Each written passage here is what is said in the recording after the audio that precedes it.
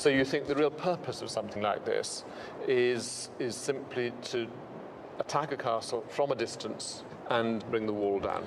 Yes. Yeah. 500 years before Newton's apple, medieval engineers had figured that trebuchets with a swinging counterweight are the most efficient at using the force of gravity.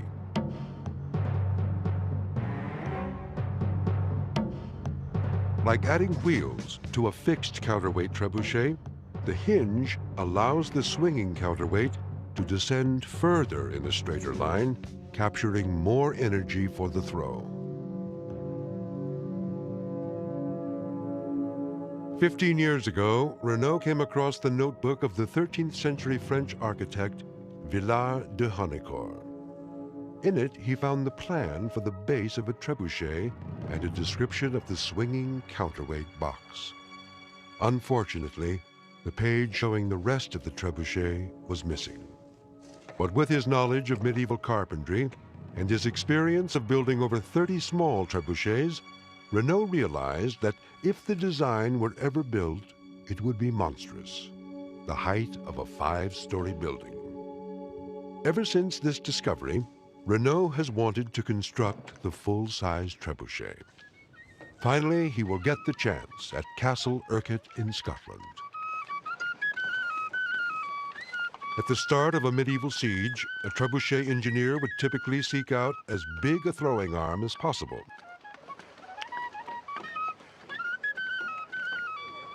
Renault inspects a good-sized oak log that he hopes will be suitable. Using the same geometric principles employed by the medieval engineers who built castles, cathedrals, and siege machines, Renault starts designing his trebuchet. The key decision is where on the throwing arm to position the main pivot point, or fulcrum. Medieval engineers worked this out by observation.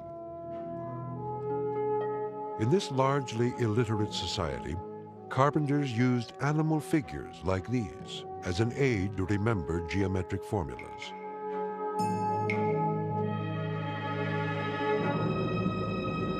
Now that Renault knows where to put the main axle, he can design the trestle, base, and capstans to raise the counterweight box, because they are all sized in proportion to the throwing arm.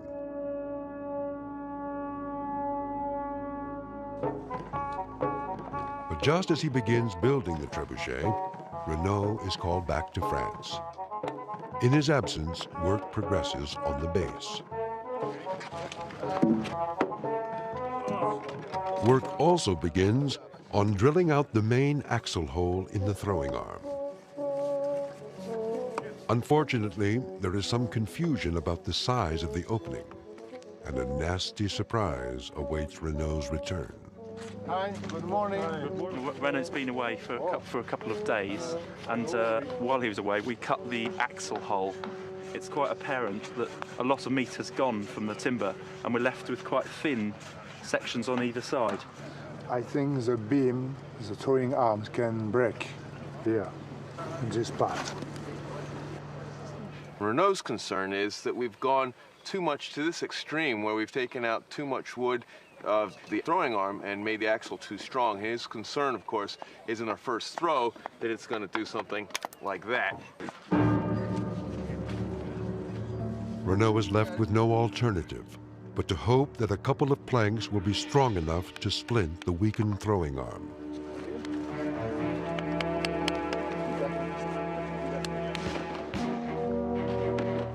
Finally, work starts on raising the great trestles. With each passing day, the situation at Castle Urquhart more and more resembles a siege of old. With 2 trebuchets to finish, there is a nagging feeling that Renault's machine may not get done before the timber framers must return home.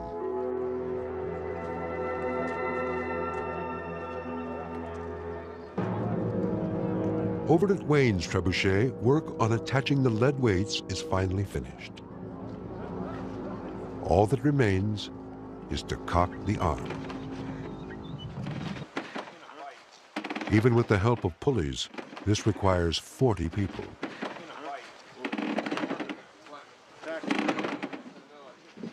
With a 13,000-pound counterweight, it's a much bigger job than anyone imagined.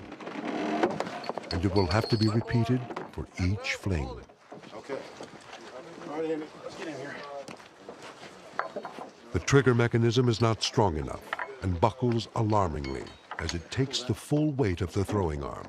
It's bending as we're releasing the arm, and we're wondering whether it can hold the weight right now.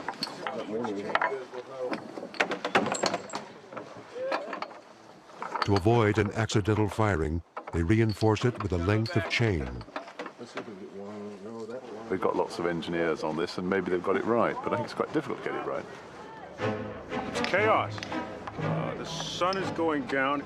I don't have a clue whether or not we'll finish even one of these machines on time. Well, we're under the gun now. It's kind of touch and go whether we're going to get this thing put together and actually flinging both machines, but if I know this crew, come hell or high water, we're going to make this thing fling. There goes your light.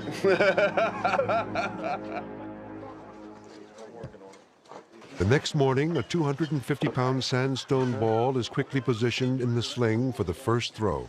I'd rather have it below the sling. It's got about a 50% chance of going in the right direction. It could go in the lake there by mistake, because these adjustments are not well known to us. You ready? This is it. 1, 2, 3, fire in the hole!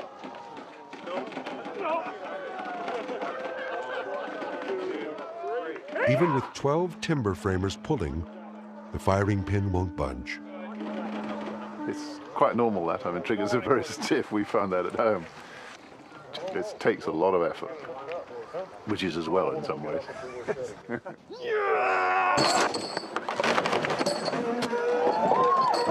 Despite Hugh's predictions that a trebuchet on wheels would shake itself to pieces, the reverse is true. Wheels dampen the recoil. Everything appears to be working as Wayne predicted, except the range. The ball only traveled about 170 yards, falling short of the wall. What are we? 30 yards short and about 5 feet low. I thought it was flat, which means we got to, I think, shorten the sling so it releases sooner and goes higher, which should get us to the wall.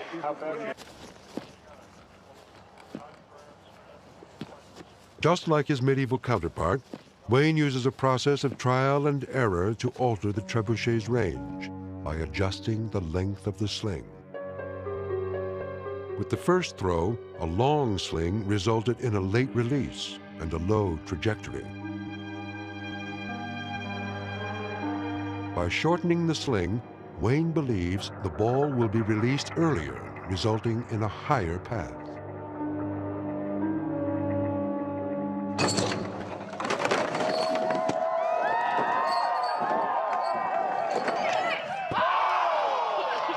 Wayne's adjustments have the desired effect.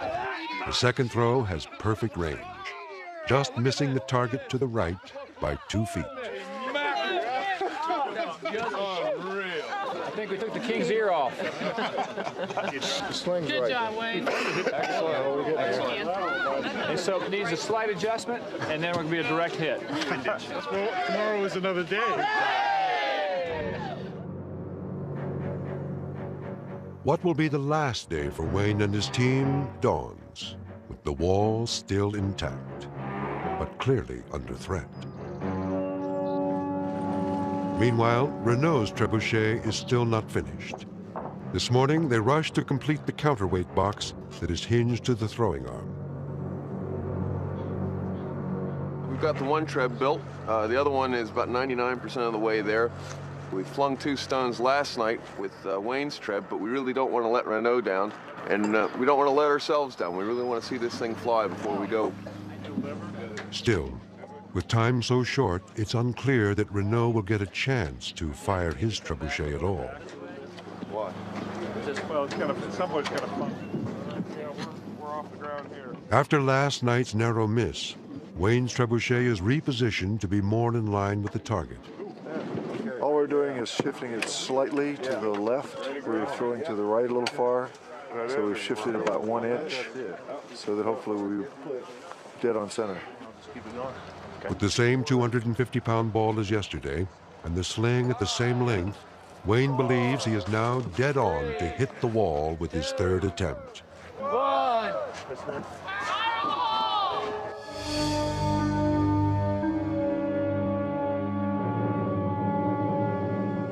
The third shot is identical to the second in distance.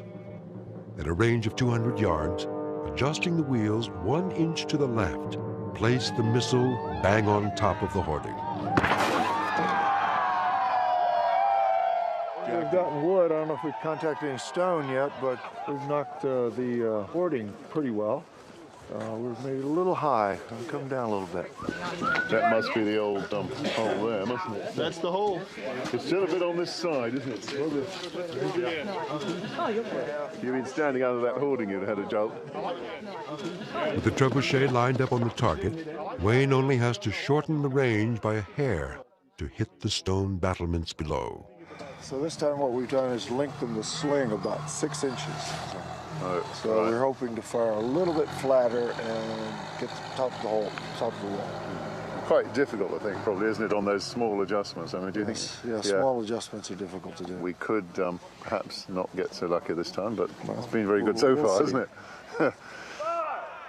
Worried that this may be the last attempt, Wayne makes a sudden change of plan.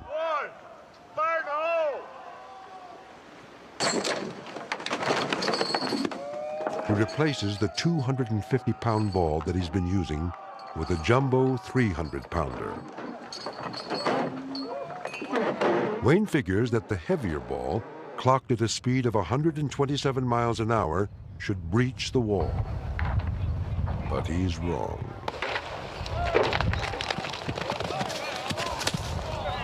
We're going back to the 250 ball instead of the 300 and see if we can get a little more height. They've only got time for one more shot, the American team, and well, they've been very near, but they might miss it again. And if they don't get it, do you think you can get it with yours? Maybe we are more lucky and we can destroy this wall. Yeah. Well, we'll see. It's French against Americans. No, it's not. No. It's not against. That's your way. Putting on their kilts for good luck, Wayne's team rushes to get in one final shot.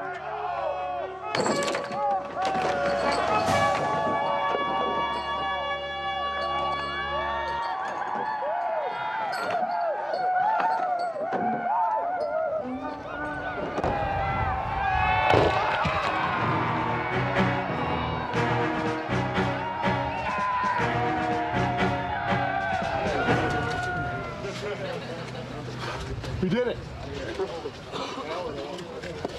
Come take a look at the rocks over here.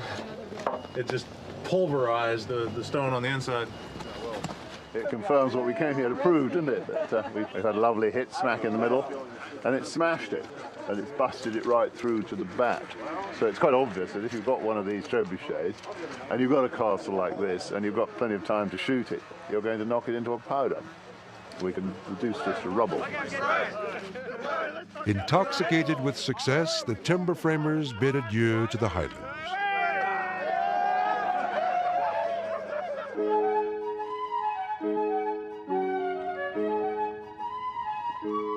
But the next morning, Renault is heartened to find that he's not been completely abandoned. You know, if you put your safety chain on... Ed Levin and a handful of the Americans have decided to stay on in Scotland to help finish the job.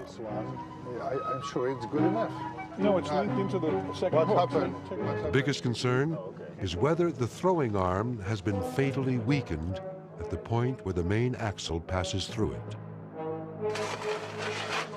To avoid stressing the arm, Renault decides to only partially load his counterweight, using 4 tons of sand in the 12-ton capacity box. But there are risks to this approach. We're all suitably cautious in having the 250-pound sandstone ball end up in the castle wall rather than in the loch or drop down on the machine or any of the other places it has historically been known to go. Come on, come on, come on. Nobody knows quite what they're doing.